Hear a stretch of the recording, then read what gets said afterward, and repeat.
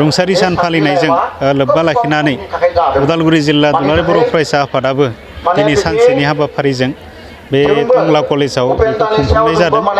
फुंबिलिनि हाबाफारि बायदियै जोंहा जोंनि आफादनि फिरफिला बिरहोनाय जों लोगोसे बड'फानि मुसुखायाव बिबार बावनाय हाबाफारि लादों आरो बिनि उनाव दंफां गायनाय मोनसे हाबाफारि लाफादों आरो बिनि उनाव गोजोन आरो खौसेथिनि थाखाय जोङो हानजा सुरनाय मोनसे हाबाफारि लादों।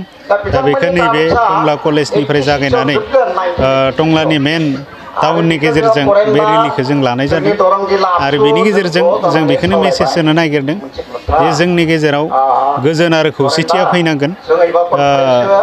बड'फानि सान्थौ आरो सानस्रिखौ गोसार होनो थाखाय सुबुं समाजाव जोङो बयनिबो बेयो बिबान होननानै आं सानो। दा मानोना बड'फायानो जोंखौ फोरोंलांदों जे हारि हिसाबै जोङो थांना थानांगौबा जोङो बोरै जों गसंथानांगोन आरो हारि हिसाबै थांना थानांगौबा जों मोनफ्रोमबो बिथिङाव जौगासार जानो हानांगोन आरो बेखौ जोंनो बड'फाया फोरोंलांदों। आरो हारियाव गोजोन आरो खौसेथि गैयाबा जेब्लाबो बेयाव जोङो हारिया जेरैबायदि जों जौगानांगौ बेखौ जों मोननो हानाय नङा। दा बेखायनो दिनैनि हाबाफारिनि गेजेरजों आं बेखौनो खावलायनो सानदों जे जोंनि इयुन जोलैफोरा बड'फानि जिउ जारिमिनखौ स्टाडि खालामनाया जोबोद गोनांथि होननानै आं सानो आरो जों बिनिफ्रायनो जोङो गासै बिथिंखौ जोङो मोननो हायो। आरो नैबे समाव आं बेखौनो दिनैनि हाबाफारिनि गेजेरजों नोंथांमोननि चेनेलनि गेजेरजों आं बेखौनो खावलायनो सानदों जोङो जेब्लाबो बयबो बर'फोरा खौसे जानांगोन आरो जोंहा जेरैबायदि जोङो हारि हिसाबै जोंहा जौगाबावनांगौ बिनि फारसे जोंहा गोबां खामानि मावनो दंबोयो। आरो जिहेथु 2020 मायथाइनि 27 जानुवारियाव बिटिआर होननाय मोनसे गोजोन एकर्ड जाबाय। दा बै एकर्डनि दफाफोरखौ मावफुंनांगौनि थाखाय जों बयबो बेखौ जोङो खामानि मावनांगोन आरो दिनै दुलाराय बर' फरायसा आफादा मोनफ्रोमबो दफाफोरखौ जाफुंसार होनो थाखाय मिरु सरकार आरो आसाम सरकारखौ नारसिनबाय थानाय जादों, सावरायबाय थानाय जादों। जोंनि मेन इसु जोंहा बाउन्डारि बियो जोंहा एक्सटेन्ड जानांगौ, गामि थालांनायफोरा जोंहा सोसनजानांगौ। दा बिनि थाखाय कमिसनखौ नारसिनदों, आसाम सरकारखौ नारसिनदों आरो भारत सरकारखौ दुलाराय बर' फरायसा आफादा दिनैसिमबो थाबैनो मावफुंना होनो थाखाय दुलाराय बर' हिसाबै बेनि थाखाय खामानि मावगासिनो दं। डिमान्डखौ लानानै बड'फानि सोमावसारनाया जादों।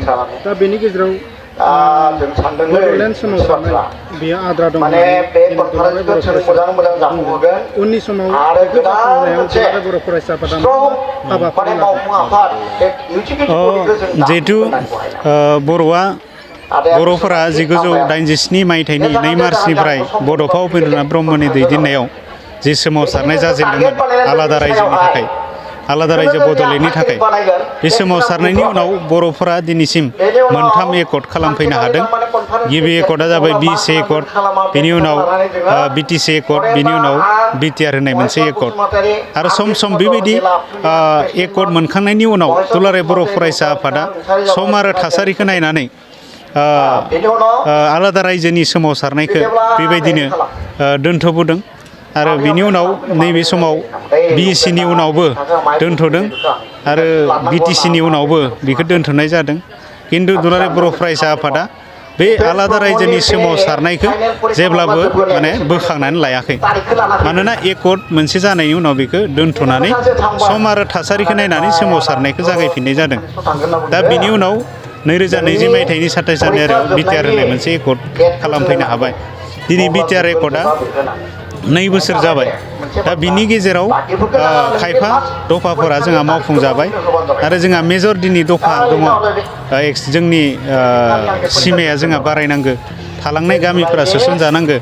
दा बे जाबाय जोंनि मेजर मोनसे इसु आरो बेखौ मावफुंनो थाखाय दिनै भारत आरो आसाम सरकाराबो बेखौ खोथा होदों, थाबैनो बेखौ मावफुंना होगोन होननानै बे बाथ्राखौ फोरमायनाय जादों।